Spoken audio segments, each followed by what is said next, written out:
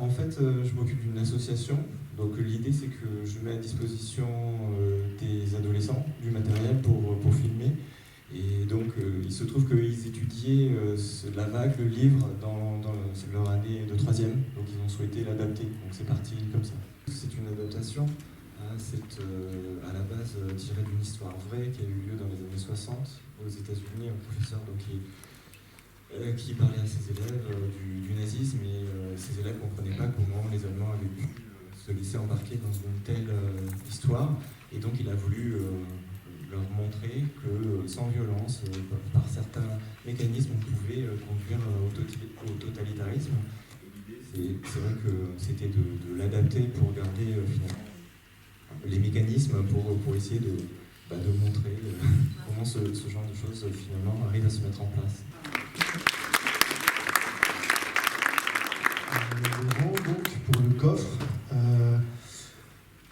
c'est parti d'une plaisanterie. On voulait juste avoir un scénario où il y avait juste la blague de la voleuse qui dit « Ah, mais les voleurs, je joue moins bien que l'actrice. » Voilà, c'est parti juste de ça. Et du coup, on a transformé cette idée en court-métrage assez rapidement, puisque, je ne sais plus, on a dû y penser le lundi, le mercredi, on filmait 2 fois 2 heures. Et puis le lundi, on montait et il était prêt à être diffusé autour de nous. Donc c'est vraiment un vrai projet amateur.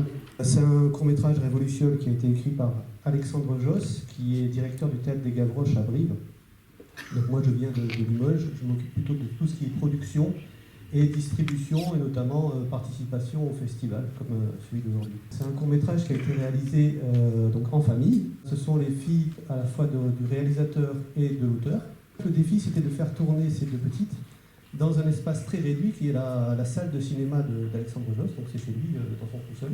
Et c'est une salle de ciné qui doit faire à peu près, je sais pas, peut-être 12 mètres carrés, 15 mètres carrés, on va dire. Donc c'est pour ça que vous avez essentiellement des plans serrés. Moi je m'appelle Antoine Gallo, j'ai réalisé le film Family Game. Alors en fait ce film, c'est un film atelier qu'on a fait donc avec la Mini Compagnie. La Mini Compagnie en fait est une compagnie qui donne donc des cours de cinéma et de théâtre. Ce film il s'est fait en fait, c'est la première année que je donnais des cours de cinéma, mais je suis réalisateur à côté. Et en fait il y a eu le Covid et on a tous été confinés.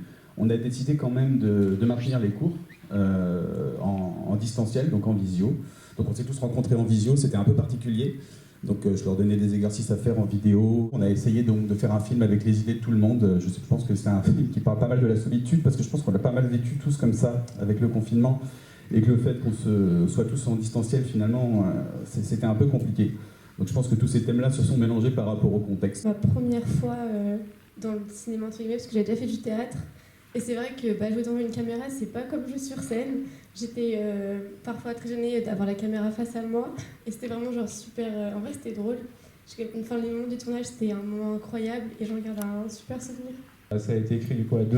Moi, je venais avec l'envie de faire un film. Et du coup, je venais avec ce côté j'en ai marre un peu de se faire enfermer des fois dans des groupes d'hommes dans lesquels je ne veux pas forcément être.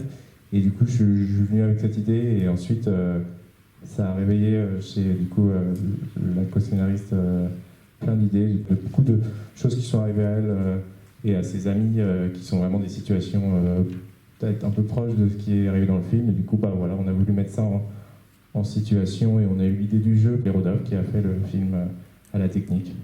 C'était sur une soirée et une matinée. Ils m'ont appelé peut-être une journée avant. Ouais.